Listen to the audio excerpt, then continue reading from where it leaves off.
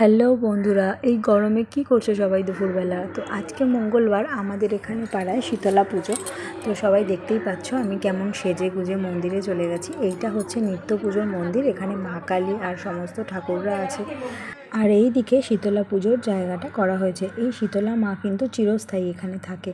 তো দেখো কি সুন্দর প্যান্ডেল করে ফুল দিয়ে সাজিয়ে এখানে চেয়ার পেতে সবার বসার জায়গা করা হয়েছে, ফ্যান লাগানো হয়েছে, গরমে যাতে কারোর কষ্ট না হয়। খুব সুন্দর করে আয়োজন করে শীতলা পুজো হচ্ছে। এখানে সবাই পুজোর জোগাড় যন্ত্র করছে, পুজোর প্রদীপ সাজাচ্ছে।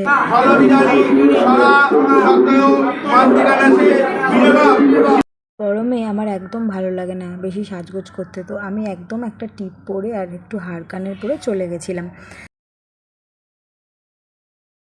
পুজোর উদ্বোধন করতে অতীন ঘোষ এখানে উপস্থিত ছিলেন। তো যাই হোক, উদ্বোধন করার পরে পুজো এখানে শুরু হচ্ছে। আর আমাকে সেজে হালকা সেজে কেমন লাগছে সবাই বলো, ভালো লাগলে অবশ্যই জানিও। তো কেউ কিন্তু কিছু কমেন্ট করছো না আজকাল এখানে ভিডিওতে, আমি জানি না তোমাদের আমার ভিডিও ভালো লাগছে কিনা। তো যাই হোক, শীতলা পুজো মানে তো পান্তা ভাত, এটা সবারই জানা আছে। এখন আমি পান্তা ভাতটাকে এনজয় করবো। তো টাটা।